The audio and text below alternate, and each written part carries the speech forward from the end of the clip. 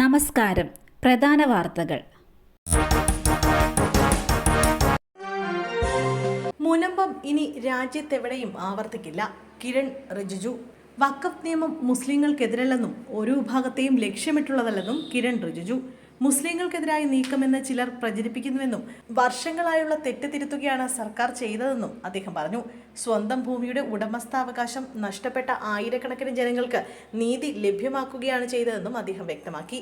കൊച്ചിയിൽ വാർത്താ സമ്മേളനത്തിൽ സംസാരിക്കുകയായിരുന്നു അദ്ദേഹം. നിയമ ഭേദഗതി വന്നില്ലെങ്കിൽ ഏതു ഭൂമിയും വഖഫ് ഭൂമിയാകുന്ന അവസ്ഥയുണ്ടാകുമെന്നും അദ്ദേഹം പറഞ്ഞു. മുനമ്പത്തുണ്ടായ സംഭവം ഇനി രാജ്യത്തെവിടെയും ആവർത്തിക്കില്ലെന്നും അദ്ദേഹം വ്യക്തമാക്കി. മദ്യശാലയിലെ വരിയിൽ പെൺകുട്ടി, പിതാവിനെതിരെ കേസില്ല. ബിവറേജ് ക്യൂവിൽ പെൺകുട്ടിയെ നിർത്തിയ സംഭവത്തിൽ പിതാവിനെ വിളിപ്പിച്ച് പോലീസ്. കഴിഞ്ഞ ദിവസം തൃത്താല കരിമ്പനക്കടവ് ബിവറേജസ് കോർപ്പറേഷന്റെ വിദേശ മദ്യ ഷോപ്പിലാണ് പ്രായപൂർത്തിയാവാത്ത പെൺകുട്ടി നിൽക്കുന്ന ചിത്രം സമൂഹ മാധ്യമങ്ങളിൽ പ്രചരിച്ചത്. സംഭവത്തിൽ മാട്ടായ സ്വദേശിയായ രക്ഷിതാവിനെ തൃത്താല പോലീസ് സ്റ്റേഷനിലെത്തി വിളിച്ചു വരുത്തി കാര്യങ്ങൾ ചോദിച്ചറിഞ്ഞു. എന്നാൽ സാധാരണ വിൽപ്പന കൗണ്ടറിലല്ലെന്നും പ്രീമിയർ കൗണ്ടറിൽ പിതാവ് കയറിയപ്പോൾ പെൺകുട്ടി അവിടെ നിൽക്കുകയായിരുന്നുവെന്നും മൊഴി നൽകി. വിദേശത്ത് നിന്നെത്തിയ ഇദ്ദേഹം മകളുമായി യാത്ര ചെയ്യവേ സുഹൃത്ത് വിളിച്ച പ്രകാരം അവിടെ കയറുകയായിരുന്നത്രേ. അതേസമയം പ്രായപൂർത്തിയാവാത്ത കുട്ടികളെ മദ്യശാലയിലേക്ക് പ്രവേശിപ്പിക്കുന്നത് നിയമവിരുദ്ധമാണ്. എന്നാൽ പിതാവിനെതിരെ പോലീസ് കേസെടുത്തിട്ടില്ലെന്ന് ബന്ധപ്പെട്ടവർ അറിയിച്ചു. ഓട്ടോറിക്ഷയിൽ KSRTC ബസ് ഇടിച്ചുണ്ടായ അപകടം, മരണം 2ആയി. പാലക്കാട് എലപ്പുള്ളിയിൽ ഓട്ടോറിക്ഷയിൽ KSRTC ബസ് ഇടിച്ചുണ്ടായ അപകടത്തിൽ മരണം 2ആയി.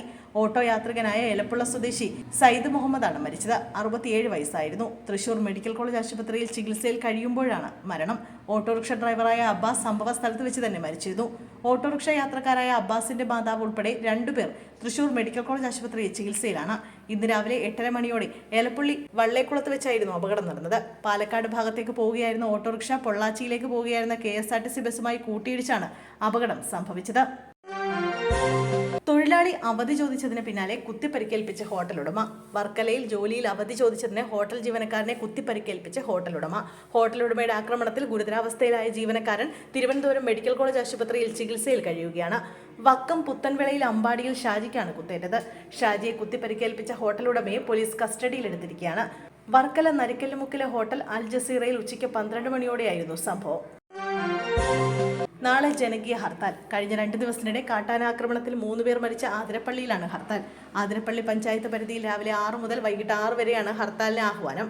ആതിരപ്പള്ളി മേഖലയിൽ RRT സംവിധാനം കൂടുതൽ ശക്തമാക്കണമെന്ന ആവശ്യമുന്നയിച്ചാണ് എല്ലാ രാഷ്ട്രീയ പാർട്ടികളും ചേർന്ന് ഹർത്താൽ നടത്തുന്നത്. കളക്ടർ സ്ഥലത്തെത്താതെ കാട്ടാനാക്രമണത്തിൽ ഇന്ന് കൊല്ലപ്പെട്ട സതീഷിന്റെ മൃതദേഹം വിട്ടു നൽകില്ലെന്ന് കോൺഗ്രസ് വ്യക്തമാക്കി. സർക്കാരോ വനംവകുപ്പോ ജാഗ്രത പാലിക്കുന്നില്ലെന്നും ആദിവാസികൾ കാട്ടിലേക്ക് പോകുന്നത് ഉപജീവനത്തിന് വേണ്ടിയാണെന്നും ആധുനിക സൗകര്യങ്ങൾ ഉപയോഗിച്ച് മുന്നറിയിപ്പ് നൽകാൻ നടപടി വേണമെന്നും കോൺഗ്രസ് നേതാവ് ബെന്നി ബെഹനാൻ ആവശ്യപ്പെട്ടു.